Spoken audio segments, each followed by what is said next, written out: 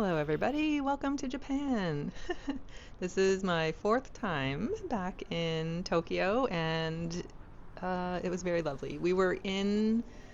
Our trip was mid-February, and we were there for 8 days total, but with travel time and everything like that, I think it worked out to about 7 days actually, 6.5 days exploring Tokyo. And it was lovely. This video is a mix of very short clips, some photos, and a lot of time in arguably the best art supply store in the world, Sekaido, which is what we're about to explore here. But yeah, a bit of a random collection of clips and things. I had plans of recording a whole lot, but as the trip went on, I was really just enjoying walking around, looking at everything, um, and not looking at everything through the lens of my camera. So it is what it is, and it was a lovely trip, but this vlog may be a little bit lacking for some people. But if you are an art friend, I think you will enjoy it. I have also shared an art supply haul video already on my channel, so if you want to check that out, I do show a bit of what I picked up, but I have a full, I think it's an hour and a half art supply haul video, including swatching and everything, so you can check that out. And I will have a sketchbook tour coming soon. I'm just working my way through filling that up, and hopefully that should be finished soon. But I did put a call out, or a little request out, over on the Arting Party Discord server if anybody had any questions about our trip or travel in general, and I did get a couple, so I think I'm going to answer those as best as I can. So thank you to Elise and Marcy and Teresa for asking some very good questions. So Elise says, I am a planner when it comes to travel. Each day I like to know what we are doing, where we are eating, especially as a vegetarian, and making reservations ahead of time for everything. When you go to Japan, how much of your travel is planned out versus spontaneous? And then she says, poor Rudy, there's no rest on our vacations. I max out our time because what if we never get to go back? Great question. So how much of our trip was planned out versus spontaneous? And this is something I can share a lot more detail in, but I would say it's roughly planned out, allowing for a lot of spontaneity. So the way that we do it, the way that I do it, I plan our itineraries. So we do have like plans out day by day. So I create a note in my Apple Notes, and I write down all of the days that we're there.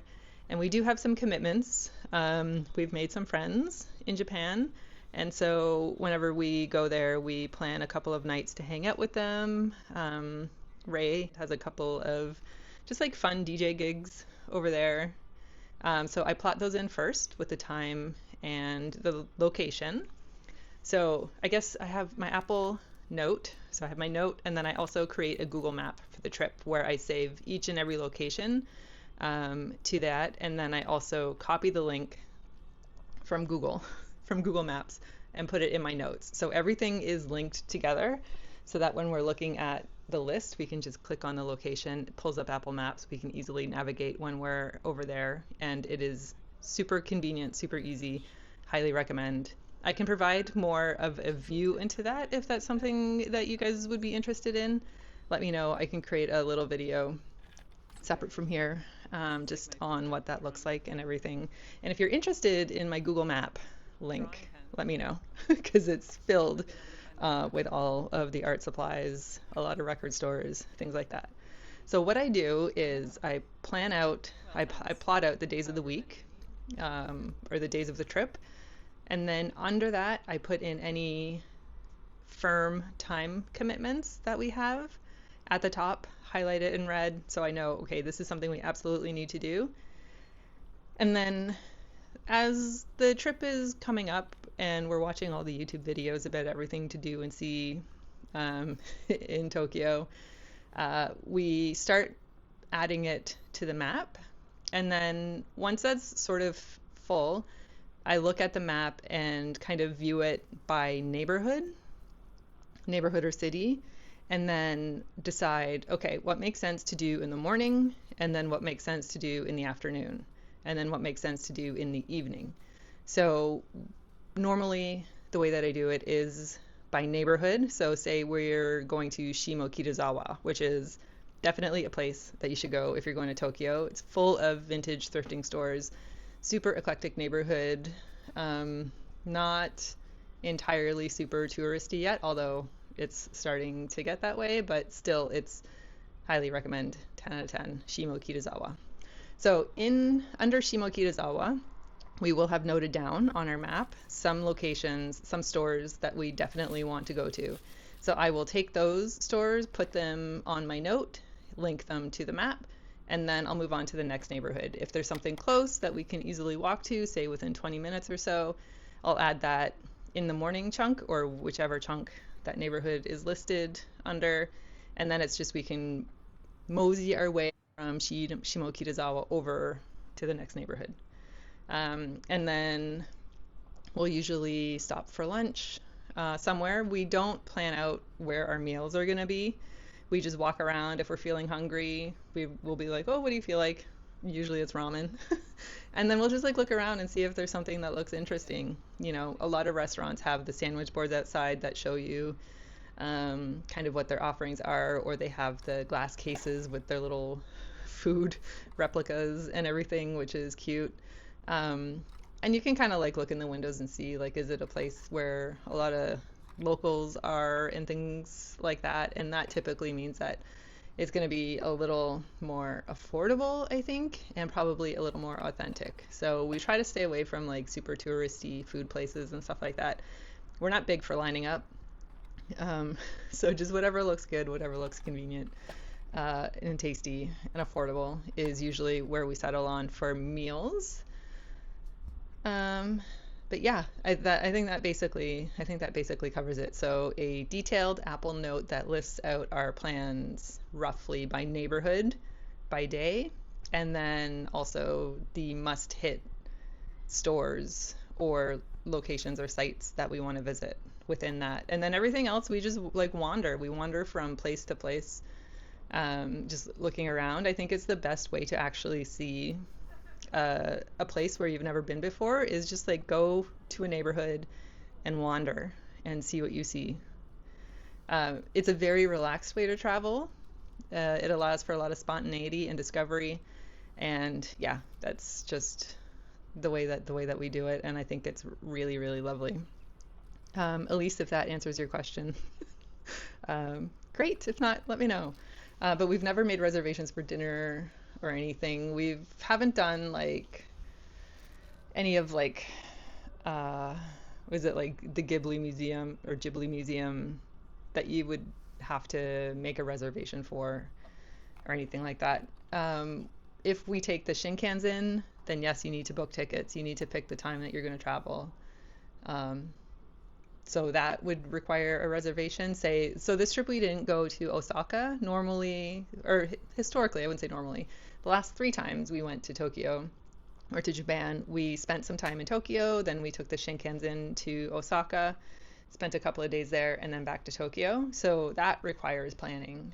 But aside from that, it's I just said I spent way too much money in that art store. Yeah,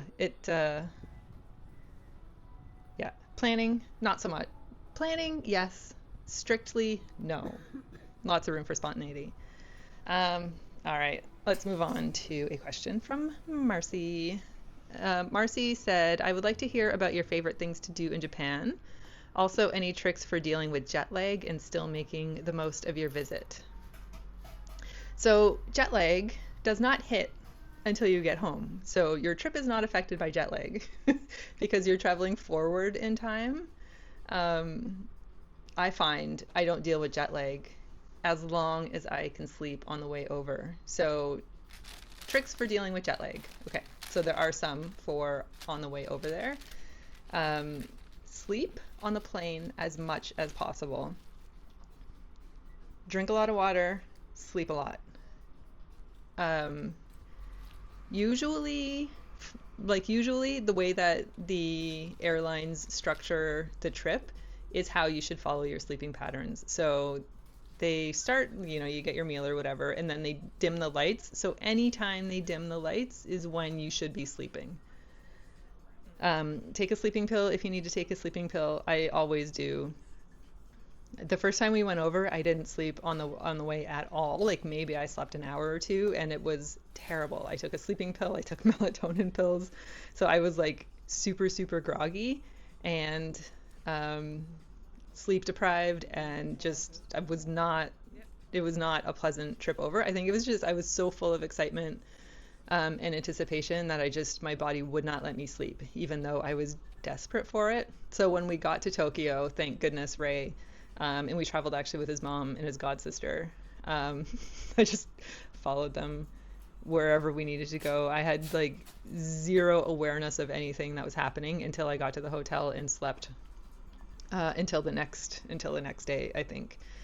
So that one was bad, but then I woke up and I was fine and I was ready to go.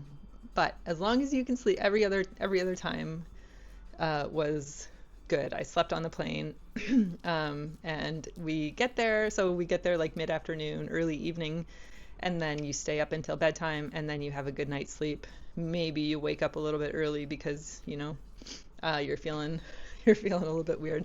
But as long as you stay up until bedtime, have a good night's sleep, then you wake up and um, you're on you're in the new time zone, and your body is basically adjusted. Afternoon naps are good. Like even just going back to the hotel for an hour is very helpful. Coming home is different. Coming home, you're going back in time, so I find that that's a lot harder on your body. So again, I would say sleep as much as possible and try just to acclimate yourself back in to what feels like the upside down. Um, I had, so we flew home Wednesday evening. I think our flight was 6:30, and we landed back in Toronto Wednesday evening at 7:30. So an hour after we left Tokyo, we were home. um, but entirely not really. I think we stayed up till about midnight that night. I had a good sleep. I felt okay on Thursday. I had to work on Friday, and that's when it really started to hit. Like, I don't think I slept very well Thursday night, and Friday, thankfully, I was working from home, and my boss was very accommodating and gave me a pretty fun, lightweight project to work on. um, but yeah, it was a very not brain functioning day. And then I think it was until about like Tuesday, Wednesday that my sleep started to finally become solid during the night, and then I was feeling better during the day. So it took about 6 days to kind of beat the jet lag when we got home.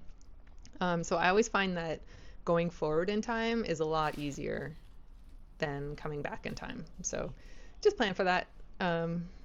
Yeah, I, I don't know what else to say. Naps and sleep are good. And then Marcy also said, I would like to hear about your favorite things to do in Japan. Um, yeah, I think just like picking a neighborhood and walking around, wandering around, seeing all of, um, you know, experiencing the vibes of the different neighborhoods is really cool because they're all a little bit different and they all have their own little unique feel.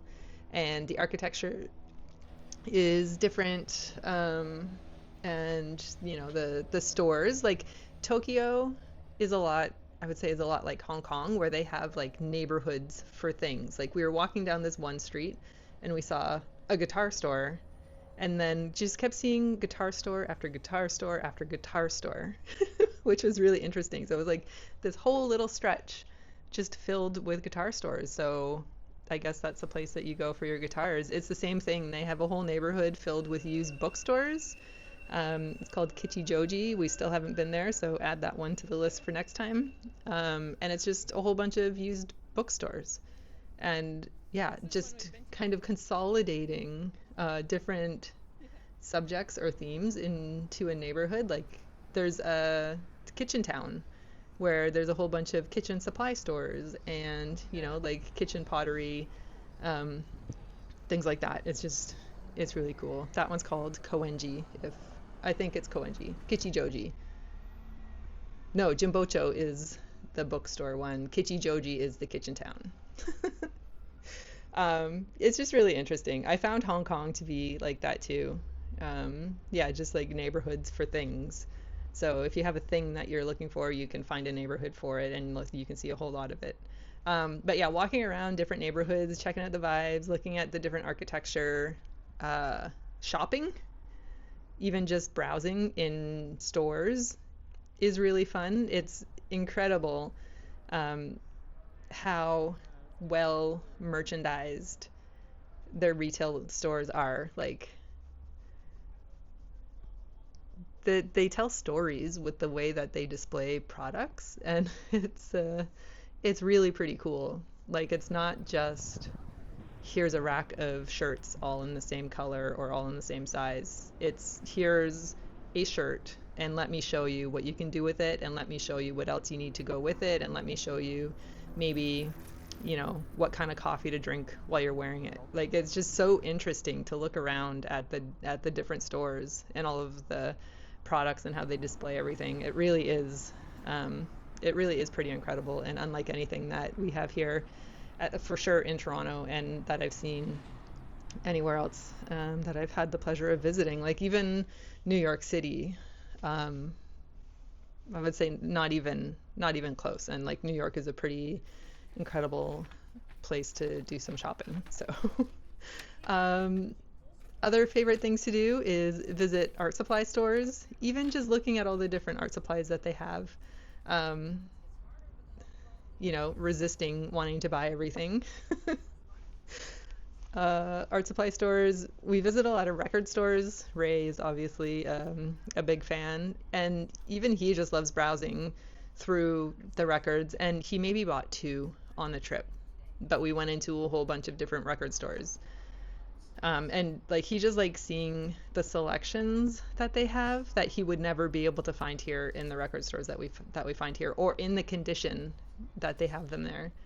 Yeah, it's just like the level of care and attention to detail in retail there is pretty fun. And as somebody who used to work for Canada's largest department store, now defunct department store, in marketing, it's really kind of interesting from that perspective. And you kind of think if we would have taken a little bit better care and gathered some inspiration from the masters, maybe perhaps they would still be open. Fun things to ponder. Eating is also really fun in Japan.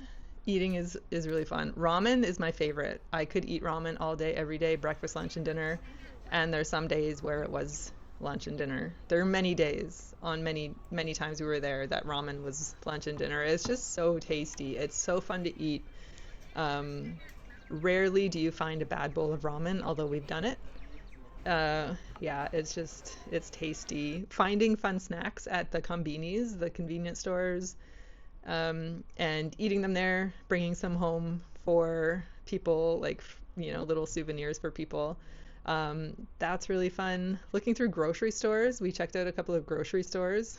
Just like looking at things on the shelves, like it's fun. Parks there are incredibly beautiful. I don't think we really made an effort to visit any this trip. We didn't.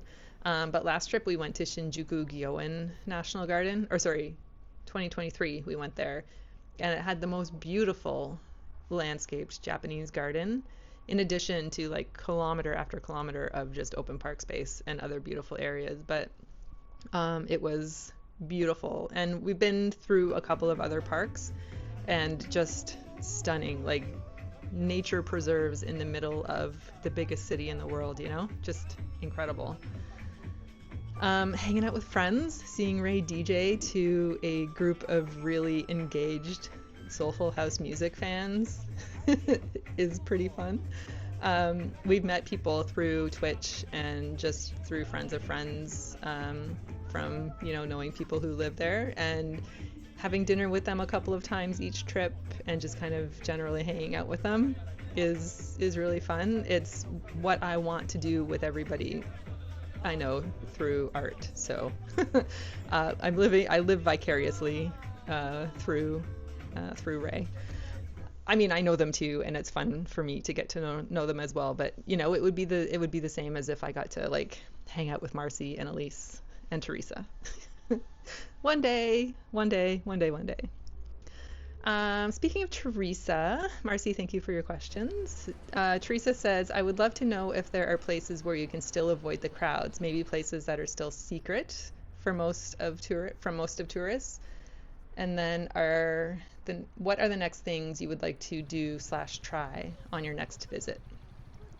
Yeah, so I mean, there's always the big touristy places that are full of people, and it's something I think that you need to see. It can be overwhelming. It is a lot of people, a lot of people. Like there's certain places where we will never go back to, just because we've seen it and we don't need to experience that again. Asakusa is one. Dotonbori Street in Osaka is another. Like once you experience the madness, you don't need to experience it again. But we've walked the Shibuya crossing many, many times because if you want to, check out some of the better record stores in Tokyo, you need to go to Shibuya Station and cross the largest crossing in the world. And it just becomes like a normal thing after, a couple of times. Still cool.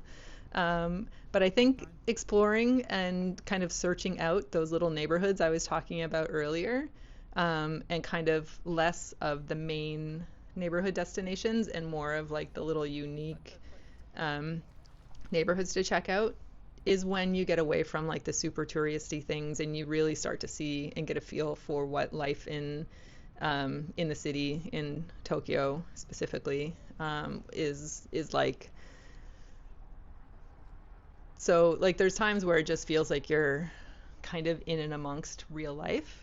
And I think that's what we love the most, is to see like people just going about their day, living their lives, and not being surrounded by a bunch of people with their cameras out. Even though I'm probably a person with her camera out. Yeah, I think there's a lot of places that you can go to avoid crowds. But if you are somebody who gets overwhelmed a lot with like noise and stimuli and things, there's just a lot of noise everywhere. Like on some of the streets, they just have music playing to have music playing. And they have like things happening over speakers, like voices, announcements, and things, just like walking down a shopping street. So I would say that's something that if that is a concern for you, that you should just be aware of. But is really a really, really lovely place to travel. And what are the next things you would like to try and do on your next visit? We've talked about it, and we want to spend more time in Osaka. I think we've only spent a couple of days there on our last couple of trips, so we haven't really had time to explore the more local neighborhoods like we have in Tokyo. So I think, like right now, if you were to ask me my impression of Osaka, I would say it's not as good as Tokyo. But I know that that's not a fair assessment because we haven't had the same amount of time to make that, to really like live behind that statement. So I think next time our plan would be to spend more time in Osaka and really explore there. Like we've really only hit the touristy spots, the Dotonbori, the Shinsekai neighborhood, and there's so much. I know that there's so much more. I know there's so many cool little neighborhoods to check out. So that's on there. We haven't been to Kyoto yet. We haven't been out into the countryside yet. We haven't been north. We haven't been south. We haven't been east. We haven't been west. Like there's just so much of Japan to explore, which is why we keep wanting to go back, because it is just like, I don't know. Do you have a place where you've traveled to and it just feels like home, relaxing, comfortable, exciting? You just like Ray always says his heart rate just drops as soon as we land in Tokyo. I feel it too. Like it's just nice. Like it's orderly, it's nice, it's clean, it's friendly, it's exciting, it's a feast for your eyes everywhere you look. Um, it's just it's just lovely. Let me know if you have a place like that. I really, as much as I want to travel back to Japan, like immediately. Hang on, Ray's about to hit a home run here.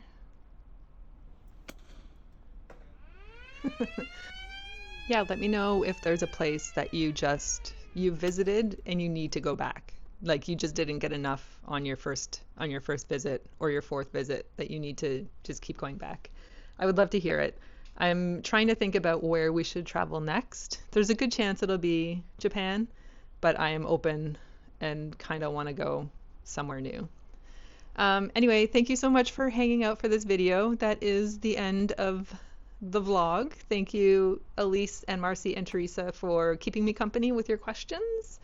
Don't forget to check out my art supply haul video. It's a chunky one, so you can settle into that one, and I will have a sketchbook tour coming soon.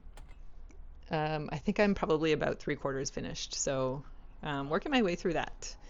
And yeah, thank you for hanging out. I do have videos from my previous trips if you want to check those out. I'll have all of my Japan stuff linked in the description below. Or maybe I'll just create a playlist. I'll create a playlist of all my Japan stuff and I will link that below so you can check out the other videos if you haven't seen them or if you just want to revisit. That'd be cool too.